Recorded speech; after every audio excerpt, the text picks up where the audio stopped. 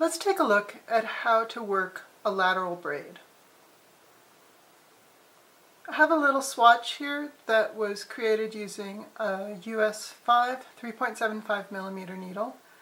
And the first thing that I'm going to do is to pick up stitches across this cast-on edge using a needle 2 sizes smaller, so a US 3.25 millimeter needle.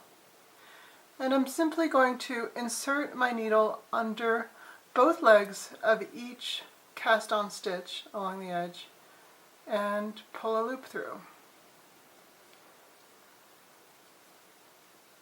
And I'll carry on across the cast-on edge, just working under both legs there and pulling a loop through. The reason why I'm using a smaller needle is that, in effect, when we work the braid, we'll be matching the row gauge to the stitch gauge. So the stitches need to be a little bit tighter.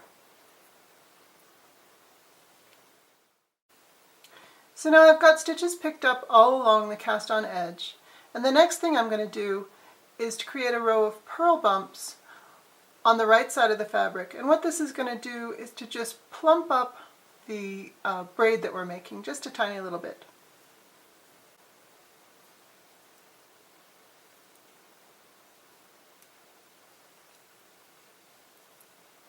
So I'm just going to knit back on the wrong side all the way across.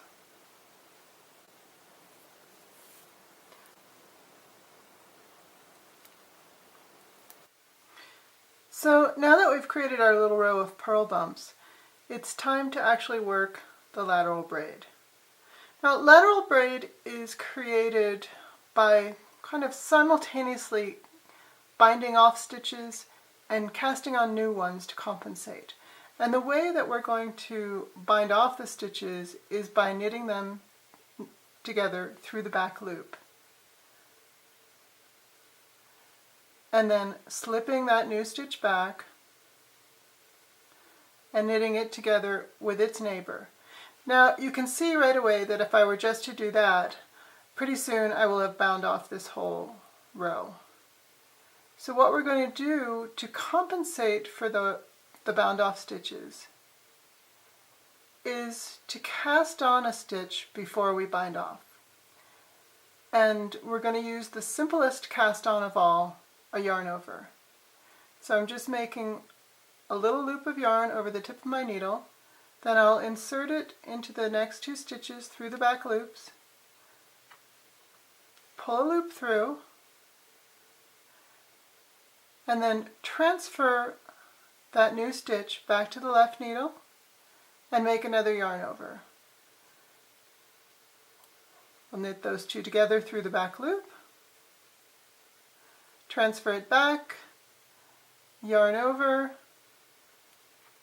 knit 2 together through the back loop, and so on all the way across the row. Some people find this a little bit fiddly, and indeed it does take longer to do than a straight row of knitting, but I think it's really worth it, and once you kind of get into the rhythm of it, it's really kind of satisfying, I think.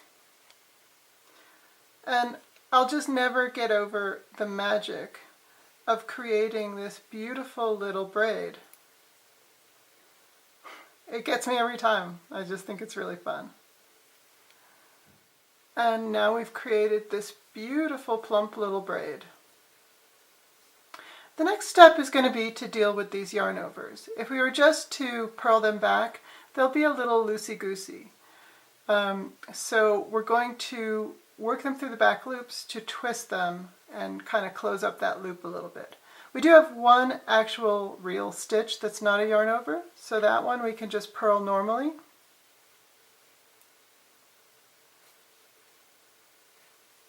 And I'll do that. And then to work these stitches through the back loop, I'm going to just take my needle around to the back and insert it back to front and purl that stitch.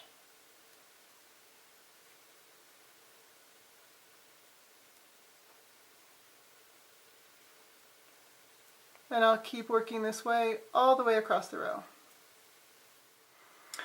And there you have it, a beautiful plump little lateral braid.